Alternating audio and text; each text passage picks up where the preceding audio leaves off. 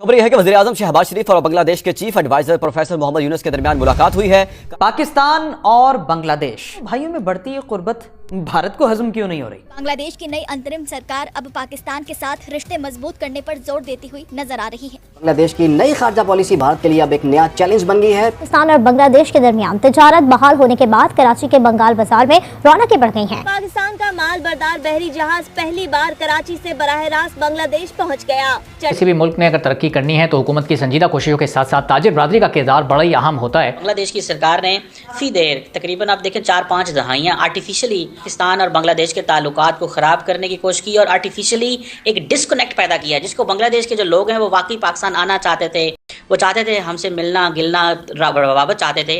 मुसलमानों जैसे नाम रखने या उन जैसी हरकतें करने से इंसान बिल्कुल मुसलमान नहीं होता। पढ़ता हूँ तो कहती है ये खालिक की किताब है, मिसले यहूदी ये सऊदी भी अजाब, उस कौम के बारे में क्या लिखूं फराज, काबे की कमाई से जो पीते हैं शराब। 1971 में जब हमारी उनसे पार्टीशन हुई है, वो अलग हो गए हैं, तो तब से ही इंडिया उनको सपोर्ट कर रहा है। वो किसी किस्म का भी हो, आप उनका फाइनेंशियली तौर पे देख लें, उनको आप इकोनॉमी का देख लें, आप सेहत के निज़ाम को देख लें, आप उनकी मईशत को देखें, आप उनके इंडस्ट्रियल एरिया को देखें, आप उनके जो एजुकेशन सेहत यानी कि ए से लेके जेड तक। बांग्लादेश के पास तो क्या था, कुछ भी नहीं था, बिल्कुल खाली हाथ अपने बांग्लादेश इन्होंने बना लिया। तो इंडिया वाले ना, इंडिया का हर महकमा, हर इदारा और उनके हुक्मरान अपने मुल्क पे फोकस कर रहे हैं। हम अपनी बेईमानियों पे फोकस कर रहे हैं और हम अपने मुल्क की कमजोरियों पे फोकस कर रहे हैं कि इसको कमजोर कैसे करना है। इंडिया वाले जमाने में एक सुपर पावर है, सही है। उनके पास जो मतलब मिसाइल्स वगैरह है, सब जो फोर्सेज है वो बांग्लादेश के मुकाबले बहुत ज्यादा है। कमकली का काम करे बांग्लादेश उनसे मतलब टक्कर लेके, और इसकी वजह से इसकी जो इकोनॉमी पे बहुत बड़ा दबाव आएगा। अगर आपने तरीफे तुरफे करवानी है तो मैं कह देता हूँ कि पाकिस्तान बहुत आगे जा रहा है। हाँ, लेकिन अगर आप ग्राउंड रियलिटी की बात करें तो ग्राउंड रियलिटी ये है कि हम इकोनॉमिकली जो है वो कहीं करीब भी नहीं आते उनके। आप ये देखें कि वो 2025 के एंड तक जो है वो खबरें आ रही है वो चौथी लार्जेस्ट इकोनॉमी बन जाएंगे। ठीक है, और हमें क्या टेंशन है कि अगले 4 महीने में डिफॉल्ट ना कर जाए। इंडिया बहुत ज्यादा तरक्की कर गया, पाकिस्तान तो कहीं से पीछे है। इंडिया आईटी टेक्नोलॉजी के अंदर बहुत ज्यादा आगे चला गया है, अभी भी पीछे खड़े हुए हैं। इससे आप अंदाजा लगा सकते हैं कि इंडिया कितना पावरफुल हो चुका है। जो बांग्लादेश भारत को आंखें दिखा रहा था, वही बांग्लादेश आज पाकिस्तान से हाथ मिला लिया है। भारत ने बांग्लादेश का आटा चावल बंद करने के बाद बांग्लादेश की सरकार ने पाकिस्तान से आटा चावल लेने का विचार बना रही है, क्योंकि पाकिस्तान से नजदीकियां बढ़ रही है। भाई बहुत सालों से बांग्लादेश और पाकिस्तान का कट्टर दुश्मनी था, लेकिन आज वही बांग्लादेश पाकिस्तान से हाथ मिला लिया है। भाई बोलता है कि हम पाकिस्तान से आटा चावल लेंगे, लेकिन ये नहीं मालूम है कि पाकिस्तान के अंदर में आटा चावल का रेट कितना है। भाई बौखला जाएंगे आप सुन के। मैं दिखाऊंगा पूरी वीडियो क्लिप, लेकिन उससे पहले दुबई से गुस्से में ऐसी बयान दे दी है, वो भी वीडियो क्लिप आपको देखनी चाहिए। सबसे पहले चलते हैं पाकिस्तान और देखते हैं पाकिस्तान के अंदर में चावल, गेहूं, आटा, सब्जी का रेट क्या है। पहले आप ये वीडियो क्लिप देखिए। सबसे पहले तो बांग्लादेश के हवाले से बताएं, जो पाकिस्तान के मीडिया पे खबरें चल रही हैं जी, पाकिस्तान ने और बांग्लादेश ने मिलके, क्योंकि हम देख रहे हैं जब से पाकिस्तान और बांग्लादेश के और इंडिया के रिलेशन थोड़े खराब हुए हैं, ये नई गवर्नमेंट आई है मोहम्मद यूनुस की, तब से पाकिस्तान के साथ कुछ ना कुछ रिलेशन बेहतर हैं। तो आपको लगता है कि मिलके फंसा लिया और बड़ा मतलब यह कि इंडिया को परेशानी आप कह रहे हैं कि मिलके फंसा लिया? जब पाकिस्तान और बांग्लादेश इकट्ठे थे तो तब हमने कब तक मिलके फंसा लिए थे? तब भी तो है ही एक ही कंट्री, तब तो एक ही कंट्री था ना, तब भी बांग्लादेश अलग हो गया था। लेकिन आपने जो बात किया कि वहाँ पे अगर मंदिर डिमोलिश किए जा रहे हैं या हिंदू बरादरी पे जुल्म किया जा रहा है, तो देखें जब भी इंसानियत के ऊपर जुल्म होगा, चाहे उनका किसी भी मजहब के साथ ताल्लुक हो, ठीक है, हमें इस बात पे नहीं जाना चाहिए कि उसका किसके साथ, वो हिंदू है, वो हिंदू क्रिश्चियन है, मुसलमान है, सिख है, जो भी है, ठीक है, ह्यूमन डिग्निटी में सब इंसान बराबर है। तो अगर वहाँ पे इस तरह के बांग्लादेश के अंदर जो खबरें आ रही है कि डिमोलिश किए गए और जुल्म किया गया, अगर ऐसा किया गया तो हम इसकी मुजम्मत करते हैं। बांग्लादेश की सरकार ने काफ़ी देर तकरीबन आप देखें 4-5 दहाइयाँ आर्टिफिशियली पाकिस्तान और बांग्लादेश के ताल्लुकात को ख़राब करने की कोशिश की और आर्टिफिशियली एक डिस्कनेक्ट पैदा किया, जिसको बांग्लादेश के जो लोग हैं वो वाकई पाकिस्तान आना चाहते थे, वो चाहते थे हमसे मिलना गिलना रवाबत चाहते थे। लेकिन अनफॉर्चुनेटली शेख हसीना वाजद की जो हुकूमत, फिर उनकी पार्टी ने मामलात को काफ़ी ख़राब रखा। अब बेहतरी नज़र आ रही है, लेकिन मेरा व्यू इसमें यह है कि थोड़ी कॉशियस अप्रोच लेनी चाहिए, क्योंकि मोहम्मद यूनुस साहब जो है वो एक केयर टेकर सेटअप को चला रहे हैं। अभी एक इलेक्टेड गवर्नमेंट ने आना है बांग्लादेश के अंदर, वो कैसी इलेक्टेड गवर्नमेंट होगी, वो किस तरह के खदोहाल होंगे उसके, कौन उसको रन करेगा, कौन उसके में मेन कौन सी पॉलिटिकल पार्टी होगी, ये सारी चीज़ें जो हैं वो देखी जाने वाली हैं। और अभी हसीना वाजिद का मसला भी सॉर्ट आउट नहीं हुआ।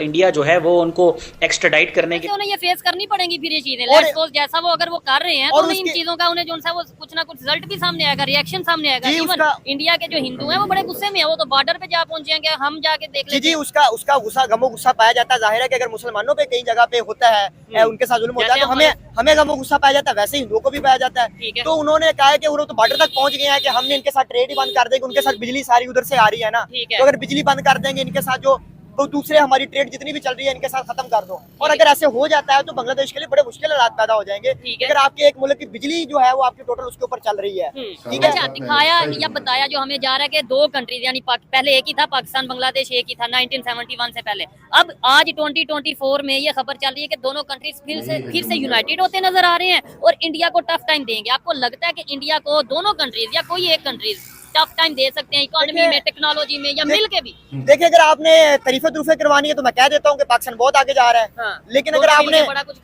लेकिन अगर आप ग्राउंड रियलिटी की बात करें तो ग्राउंड रियलिटी ये है कि हम इकोनॉमिकली जो है वो कहीं करीब भी नहीं आते उनके। आप ये देखें कि वो 2025 के एंड तक जो है वो खबरें आ रही है वो चौथी लार्जेस्ट इकोनॉमी बन जाएंगे। ठीक है, और हमें क्या टेंशन है कि अगले 4 महीने में डिफॉल्ट ना कर जाएं। और आप कौन सी बातें कर रहे हैं जी कि हम ये कर देंगे। देखिए जो हकीकत है वो ये है कि ना तो बांग्लादेश और ना पाकिस्तान दोनों मिलके भी इकोनॉमिकली जो है ना वो नहीं पहुंच सकते इंडिया तक। ना टेक्नोलॉजी में उनकी ऑटोमोबाइल इंडस्ट्री, उसके बाद उनकी जो सॉफ्टवेयर इंडस्ट्री, आप किसी का भी नहीं कर सकते मुकाबला। ठीक हो गया। अच्छा दिलशाद भाई एक बड़ी खबर है, टेक्नोलॉजी से याद आया कि इसरो जो कि इंडिया की एजेंसी है वो और यूरोप की एजेंसी मिलके जाके सन को ऑब्जर्व करने जा रहे हैं। पहले उनका मिशन मून कामयाब रहा, अब वो सन को ऑब्जर्व करने जा रहे हैं। क्या समझते हैं कि हमारे इधर स्पार्को क्या काम कर रही है, उनके वहाँ से आए दिन कोई ना कोई ऐसी खबर हमें टेक्नोलॉजी को, डेवलपमेंट को, इकोनॉमी को लेके आती रहती है? देखिए मैं थोड़ा सा अरसा आपके साथ आउट ऑफ टच रहा, इस दौरान जो है वो काफी ज्यादा खबरें आई इंडिया के हवाले से, इंडिया के अचीवमेंट से। रोज को खबर है कोई टेक्नोलॉजी में, कभी इकोनॉमी में, कभी उनकी फॉरेन पॉलिसी में। और रिसेंटली उनका चाइना के साथ $18 बिलियन की ट्रेड जो है खबर आ रही है वो चलनी शुरू हो गई। $18 बिलियन एक बहुत वर्थ रखती है और किसी भी मुल्क की इकोनॉमी के लिए ये बड़ा अच्छा रोल प्ले करती है। आपकी जो ट्रेड है बेसिकली मुल्क उठते ही अपने ट्रेड के साथ उठते हैं। और आपकी और उनके फॉरेन पॉलिसी, कभी उनका प्राइम मिनिस्टर किसी मुल्क में विजिट कर रहा है, कभी कहाँ जा रहा है, उनका यूरोप के साथ ताल्लुकात, आप सऊदी अरब से ताल्लुकात, आप यूक्रेन से ताल्लुकात, फ्रांस के साथ, रशिया के साथ, अमेरिका के साथ। अब मुझे पता है कौन सा ऐसा मुल्क है। और हमारा ज्यादा से ज्यादा हम कहाँ तक छलांग मारते हैं, सऊदी अरब और चाइना तक मारते हैं। हमारा यूरोपीय दुनिया के साथ बिल्कुल मामला खत्म होने के बराबर है। रिसेंटली इंडियन प्राइम मिनिस्टर का विजिट रहा अफ्रीकन कंट्रीज में, वहाँ पे जाके उन्होंने ट्रेड के ऊपर बड़ी बात। और इवन यूरोपीय यूनियन तो हमारी एयरलाइन तक बंद की हुई है, अभी तक एयरलाइन बंद की हुई है। हमारा तो यही है कि जहाज जो है वो यूरोप पे नहीं जा सकता। तो हमारे लोगों के साथ ताल्लुकात ये इस तरह के, और उसकी वजह से सालाना $40 मिलियन का नुकसान हो रहा है उनको, 40 मिलियन रुपीस का नुकसान हो रहा है PIA को, क्योंकि वो यूरोप के अंदर वो उनकी फ्लाइट्स नहीं जा रही। ठीक हो गया। दिलशाद भाई क्या कहना चाहेंगे, हमारे इधर से जो खबरें आती हैं उनको अगर डिस्कस किया जाए? आपने ये बोला, नो डाउट आपने बोला कि भाई इंडिया से आए दिन कोई ना कोई खबर आती है, वाकई में कोई ना। अब तो हमें ऐसा लगता है कि यार इतनी तारीफ कर रहे हैं, क्योंकि खबर डेली बेस पे 2, 3, 4 कोई ना कोई वो अचीवमेंट करते हैं, हमारे इधर से कोई ऐसी नहीं। देखे उधर से तो ये खबरें आना एक मामूल की बात होगी और मेरे ख्याल है ये टॉपिक ऑफ डिस्कशन भी नहीं बनाना चाहिए। हमारा मुकाबला नहीं कि भाई ये अचीवमेंट कर दी तो ये कर दी, वो तो रोजाना कोई ना कोई कर ही रहे हैं। जो अब हम क्या कर रहे हैं, हम अपने मसलों के अंदर फंसे हुए हैं।